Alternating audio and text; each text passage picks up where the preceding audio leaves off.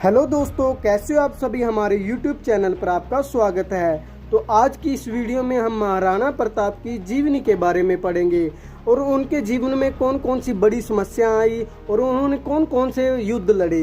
तो दोस्तों इस वीडियो में हम आपको पूरी जानकारी देंगे। तो दोस्तों वीडियो स्टार्ट करने से पहले हमारे YouTube चैनल को सब्सक्राइब कर लीजिए और बेल आइकन को प्रेस कर लीजिए ताकि न्यू वीडियो की नोटिफिकेशन आप तक पहुंचती रहे। तो चलिए दोस्तों ज़्यादा समय ना लेते हुए हम स्टार्ट करते हैं ये वीडियो। महाराणा प्रताप का जन्म कुंभलगढ़ दुर्ग में हुआ था। महाराणा प्रताप की माता का नाम जयवंता बाई था, जो पाली के सोनगरा अखेराज की बेटी थी। महाराणा प्रताप को बचपन में ही कीका के नाम से पुकारा जाता था।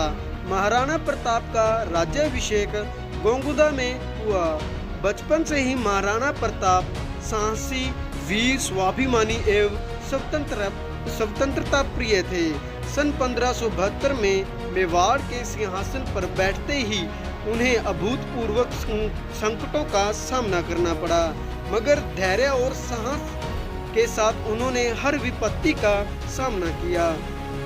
मुगलों की विराट सेना से हल्दी घाटी में उनका भारी युद्ध हुआ।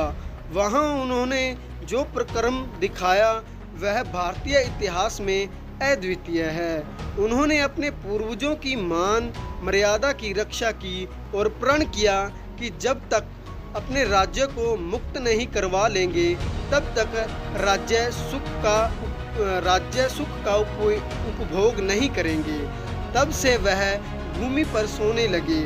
वह अरावली के जंगलों में कष्ट सहते हुए भटकते रहे, परंतु उन्होंने मुगल सम्राट की अधीनता स्वीकार नहीं की। उन्होंने अपनी मातृभूमि की रक्षा के लिए अपना जीवन अर्पण कर दिया।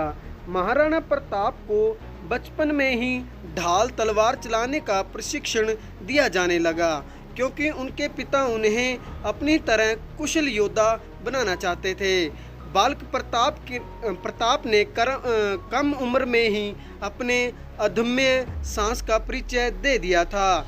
जब वो बच्चों के साथ खेलने निकलते तो बात बात में दल का गठन कर लेते थे। दल के सभी बच्चों के साथ साथ वो ढाल तलवार का अभ्यास भी करते थे, जिससे वो हथियार चलाने में पारंगत हो गए थे। धीरे धीरे समय बीतता गया। दिन महीनों सालों परिवर्तन होते गए। इसी बीच प्रताप अस्त्र शस्त्र चलाने में निपुण हो गए और उनका आत्मविश्वास देखकर उदय सिंह फूले नहीं समाते थे। महाराणा प्रताप ने अपने पिता की अंतिम इच्छा के अनुसार उसके सौतेले भाई जगमाल को राजा बनाने का निश्चय किया, लेकिन मेवाड़ के कुछ विश्वास पात्र चुड़ावत राजपूतों ने जगमाल के सिंहासन पर बैठने को विनाशकारी मानते हुए जगमाल को राजगद्दी छोड़ने को बाध्य किया।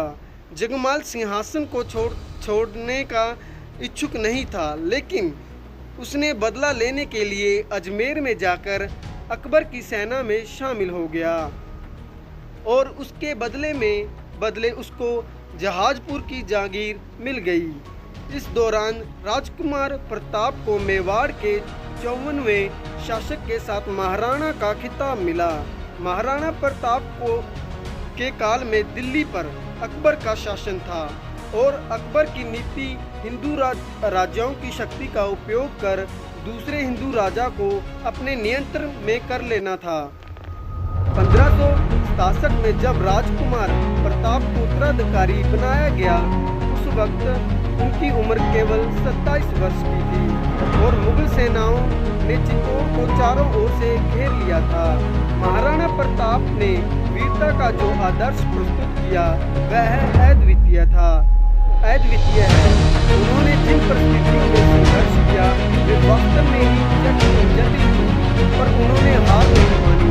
यदि राजपूतों को भारतीय इतिहास में सम्मान मिल सका तो उसका श्रेय मुख्यतः राणा प्रताप को ही जाता है। उन्होंने अपनी मातृभूमि को न तो किया, न ही साथ सेनाओं को उन्होंने लोहे के चलने पर विवश कर दिया। मुगल सम्राट अकबर उनके राज्य में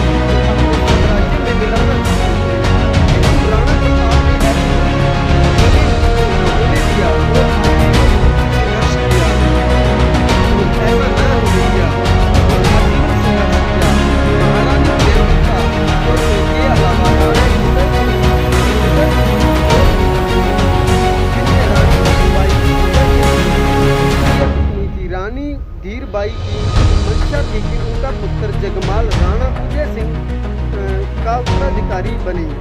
इसके अलावा राणा उदय सिंह के 2 पुत्र शक्ति सिंह और सागर सिंह भी थे। इनमें भी राणा उदय सिंह के बाद राजगद्दी संभालने की मंशा थी, लेकिन प्रजा और राणा की उत्तराधिकारी के तौर पर नहीं थी। इसी कारण यह सुनवाई प्रताप के महारानी जानता के अलावा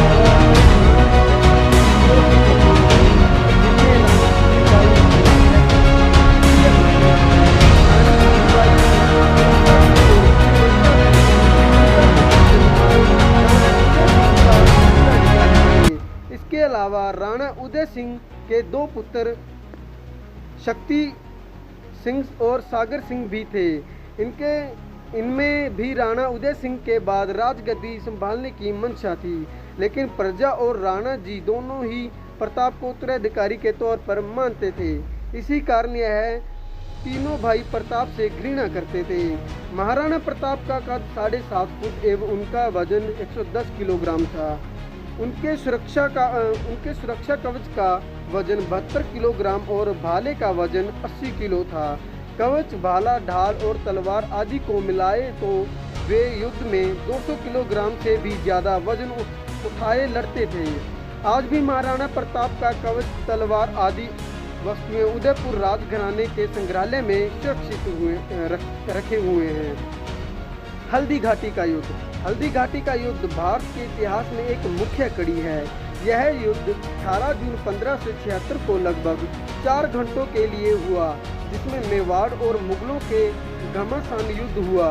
महाराणा प्रताप की सेना का नेतृत्व एकमात्र मुस्लिम सरदार हाकिम खान सूरी ने किया और मुगल सेना का नेतृत्व मान सिंह तथा आसफ खान ने किया था। इस युद्ध में कुल 20,000 महाराणा प्रताप के राजपूतों का सामना अकबर की कुल 80,000 मुगल सेना के साथ हुआ था, जो कि एक अद्वितीय बात है। कई मुश्किलों संकटों का सामना करने के बाद महाराणा प्रताप ने हार नहीं माना और अपनी पराक्रम को दर्शाया। इसी कारण वंश आज उनका नाम इतिहास के पन्नों में चमक रहा है।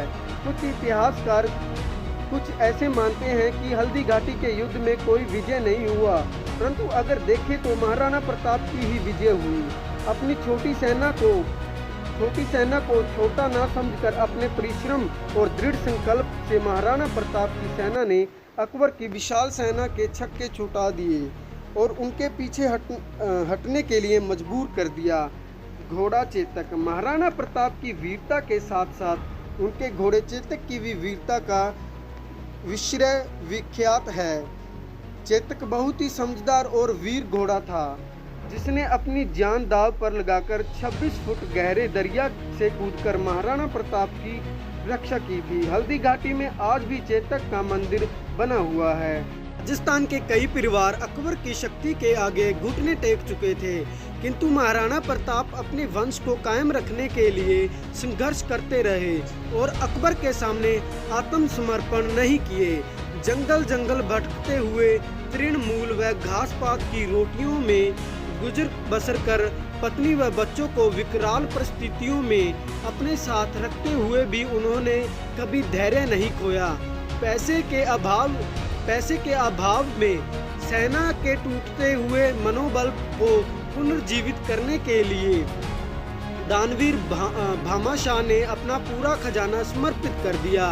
तो भी महाराणा प्रताप ने कहा कि सैन्य आवश्यकताओं के अलावा मुझे आपके खजाने की एक पाई भी नहीं चाहिए।